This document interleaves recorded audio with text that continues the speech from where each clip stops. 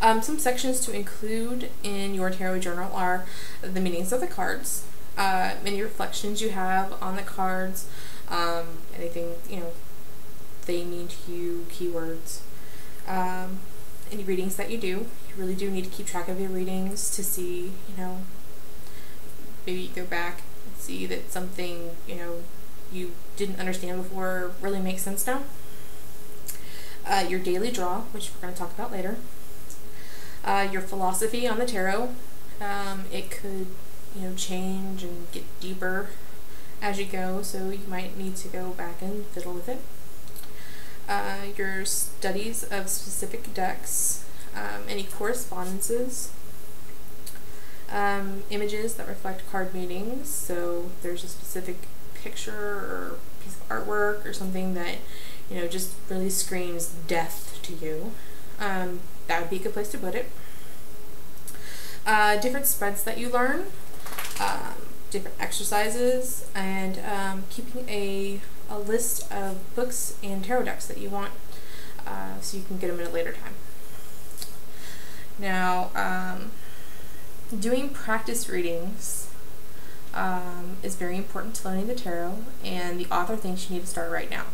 So you need to start familiarizing yourself with being able to read the cards pretty much immediately, and doesn't matter that you're incorrect so much at this point. It's that you can look at the cards and you can come up with a story in which you can connect them all in a way that is coherent. So maybe you might be 100% accurate now, but you're learning how to do it.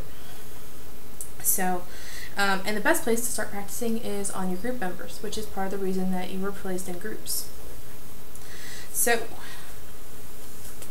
and there's also a huge list of people that you can practice doing readings on in the book, like your cat or your dog, fictional characters.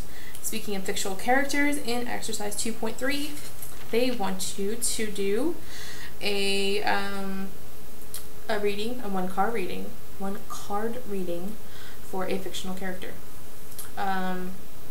Suggested people were Darth Vader, I think, Cinderella, it was Luke Skywalker, sorry, Snow White, Romeo, Juliet. Be creative. We want to hear about it. So look at the card as that character, and try to figure out why you drew it. You're pulled to do it intuitively. Okay, so the next tool for learning the tarot is books. But not just books, you can use newspapers, you can use magazines, you can use videos, you can use TV shows. Look and see what you can find. There's no end to the amount of things you might be able to locate. You might even be able to find a tarot teacher.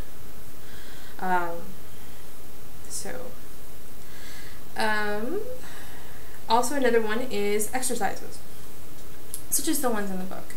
They're going to aid you in learning the meanings and then also improving your skills. And one thing about the cards specifically in this book is that they help you look at the cards as a whole unit instead of each individual one, and to see how, instead of sitting there with your little book and opening it up and reading, okay, this card means this, well, this card means this, but next to this one, this is what it means, and together they make this story. So that's what they mean there. Now, exercise 2.4 is the daily draw.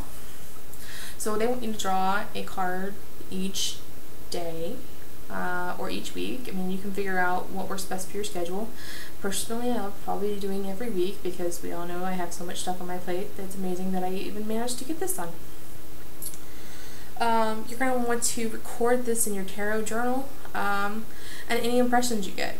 You may want to do it in the morning to see how the card affects your day, or if you're doing it weekly, at the beginning of the week, maybe Sunday, see how it plays out through the week. Or you can do it at the end of your day to see how how it incorporated into that previous, or the time before you drew the card. That it makes sense somewhere in my brain. I just can't put it into words.